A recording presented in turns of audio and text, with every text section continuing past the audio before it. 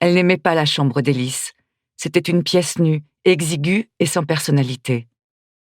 Ça avait été pour elle un choc la première fois qu'elle l'avait vue. Elle sortait depuis quelque temps avec cet homme plus âgé qu'elle, tendre et détendu, et elle s'attendait à le voir vivre dans un endroit qui reflétait sa personnalité. Un appartement confortable et séduisant, abritant des souvenirs d'un passé riche d'expériences.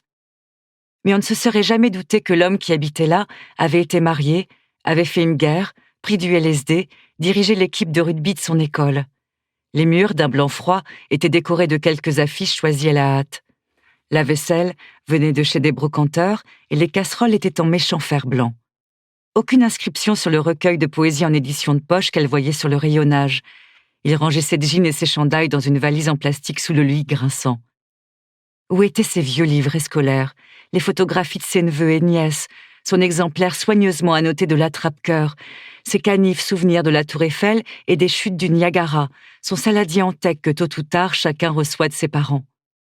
La pièce ne contenait rien de vraiment important, aucun de ces objets qu'on garde, non pas pour ce qu'ils sont, mais pour ce qu'ils représentent, aucune parcelle de son âme. C'était la chambre d'un homme replié sur lui-même, d'un homme secret, d'un homme qui jamais ne partagerait ses pensées les plus intimes avec qui que ce fût. Peu à peu, et avec une terrible tristesse, Jane en était arrivée à comprendre qu'Élise était bien comme ça, comme sa chambre, froid et secret. C'était incroyable. C'était un homme d'une telle assurance. Il marchait la tête haute, comme si jamais dans sa vie il n'avait eu peur de personne, et au lit, il n'avait aucune inhibition. Il assumait totalement sa sexualité. Il exposait et disait n'importe quoi, sans angoisse ni hésitation. Jane n'avait jamais connu un homme comme ça. Mais il y avait eu trop d'occasions, dans le lit, au restaurant, simplement lorsqu'il marchait dans la rue, où elle riait avec lui ou bien l'écoutait parler, ou encore regardait ses yeux se plisser lorsqu'il réfléchissait, ou bien lorsqu'elle serrait contre elle son corps tiède pour découvrir soudain que, brusquement, il n'était plus là. Dans ces moments d'absence, il n'était plus tendre, ni amusant, ni prévenant, ni courtois, ni attentif. Il lui donnait le sentiment d'être exclu, d'être une étrangère, une intruse dans son univers à lui. C'était comme si le soleil passait derrière un nuage. Elle savait qu'elle devrait un jour le quitter. Elle l'aimait à en perdre la tête, mais il ne semblait pas capable de l'aimer de la même façon. Il avait 33 ans et il n'avait pas appris l'art de la vie à deux. Il n'y parviendrait jamais. Elle s'assit sur le divan et se mit à lire l'Observer, qu'elle avait acheté en chemin. En première page, il y avait un reportage sur l'Afghanistan. Ça semblait un bon endroit où aller pour oublier Élise. L'idée l'avait tout de suite séduite.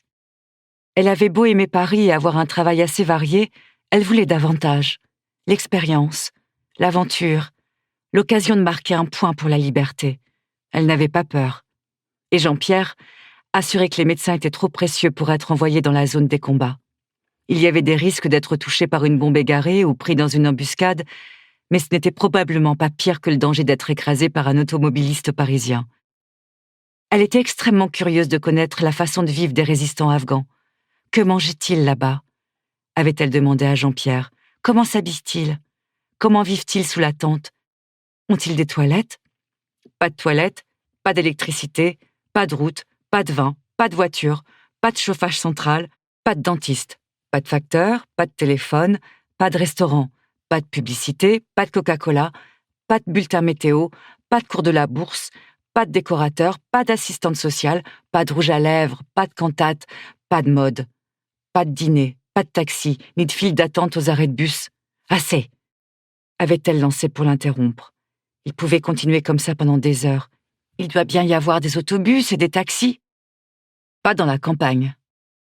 Je m'en vais dans une région qui s'appelle la Vallée des Lions, un bastion de la résistance dans les collines au pied de l'Himalaya.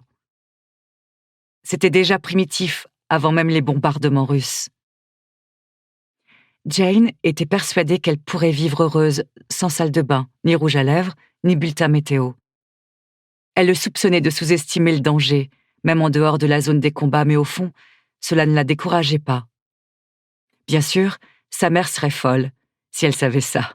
Son père, s'il était encore en vie, lui aurait dit « Bonne chance, Jane ».